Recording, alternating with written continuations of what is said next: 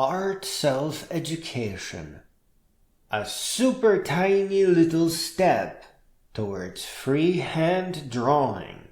Oh yes. Using reference directly for perfect layout, hatefully called tracing, will teach you how to become an artist very quickly. Sometimes it may take less than 2 days. Can you imagine that? Art is in all of us. Plus, there is too much to learn from building on top of your reference images to just ignore using them directly in your art.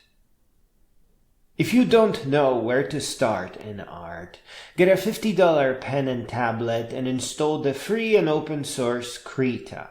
There you will discover the reference images tool, instantly become an artist, and begin learning to build your own style.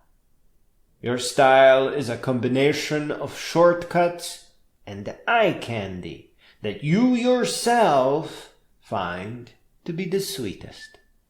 Your tastes are sure to change as you mature, but there will be strong connections taking you all the way back into the beginning. As respectful a hyper-realistic reproduction of a photo is, it hides no surprises. It is tightly bound to realistic physics and all the somewhat boring rules of the universe. But as an artist, you have the power to bend the rules of reality and create impossible color and light and pull things up to a higher level of existence.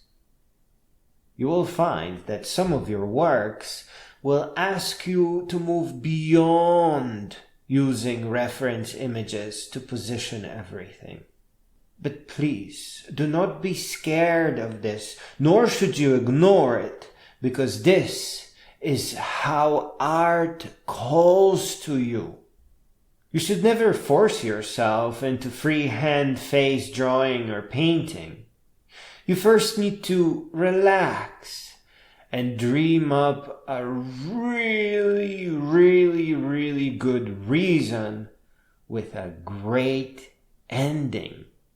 If you don't have a reason to look beyond reference images, don't do it. You are not ready. Art is not yet calling to you. You see, there is an art to learning art. For example, if there's a politician you dislike because they are holding the world back, for example, learn to paint their eyes by direct reference and repetition, and give them an expression of somewhat hateful, elitist, grotesque laughter.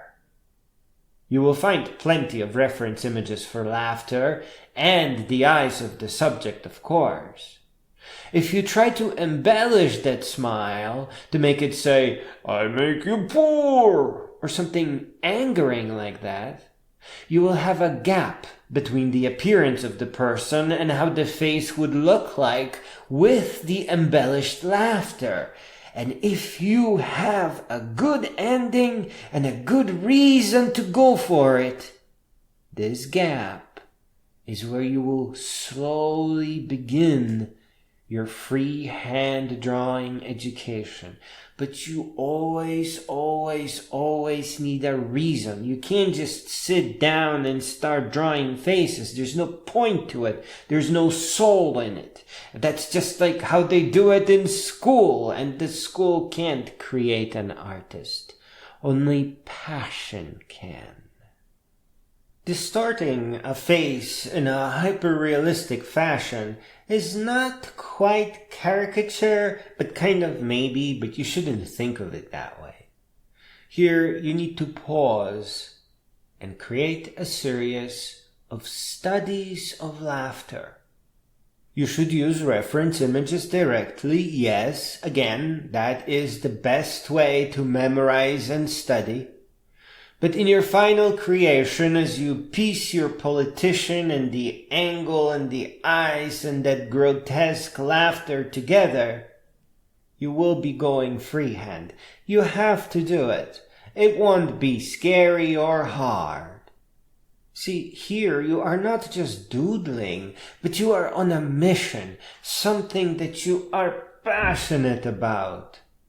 This will be something that will stay with you as you relax and work on something else, and in this time you will learn to reason about the face, enough so that you will develop a curiosity for the anatomy of a smile.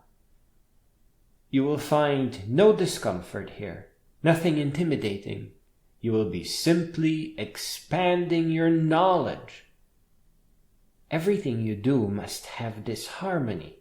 You can't just sit down to drawing freehand. You need a good reason. You need to be passionate about it.